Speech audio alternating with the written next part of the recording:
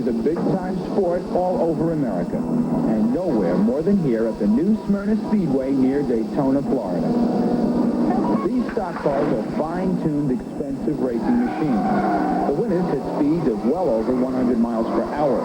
The losers hit each other and anything else that gets in their way, like a wall. Some say it takes a tough man to compete out here. So among these rough-and-tumble stock car cowboys was I surprised to find Alice Tatroe. Looking good. Not only is she a woman, but she's also a grandma. The only grandmother putting the pedal to the metal on the circuit today.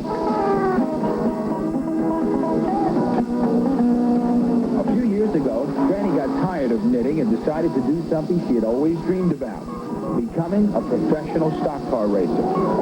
Before every race, you can find Granny doing practice laps in number 24, the old Ford she calls Sweet Thing.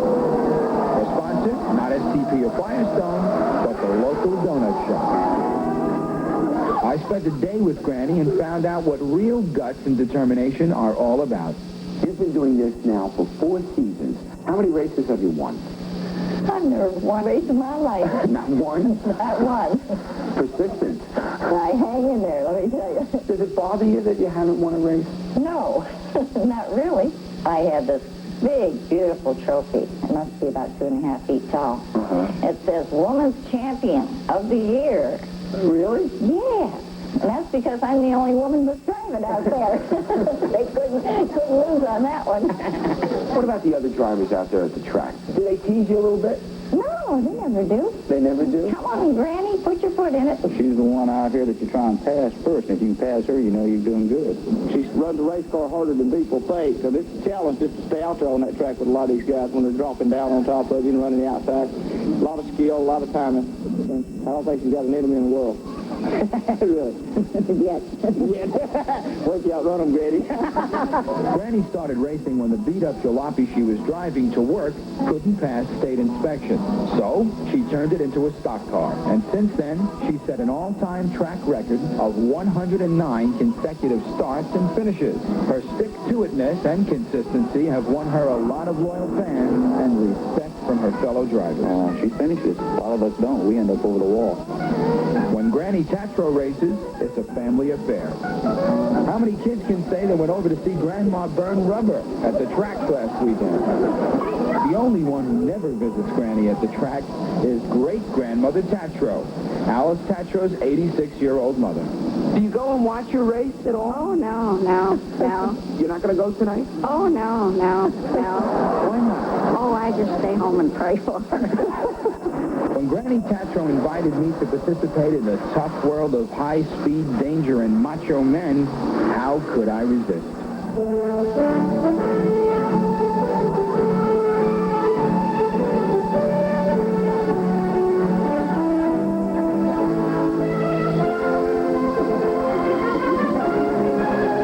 Well, the first thing I found out was that it's not as easy as it looks.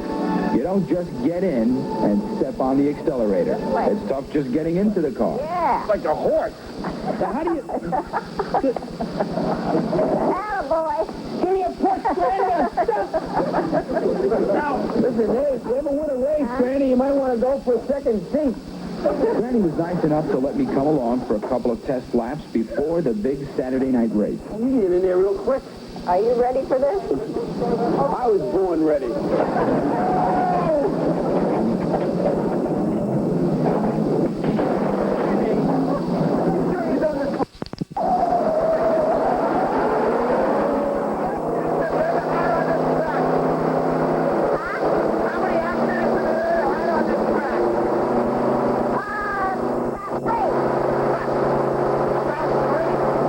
That did a lot for my confidence. And soon I found myself calm, relaxed, and in complete control.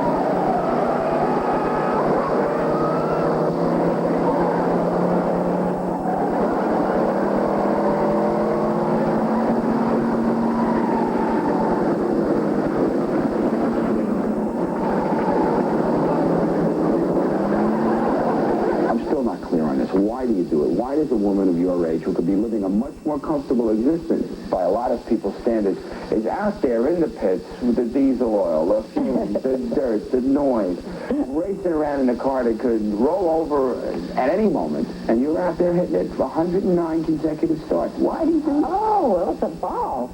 That's living life in the fast lane.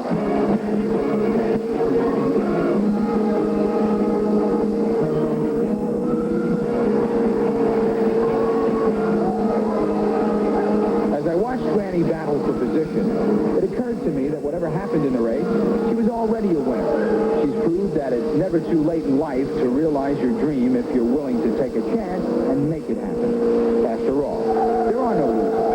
There are only those who quit too soon. I started racing when everybody else my age that has raced is quitting.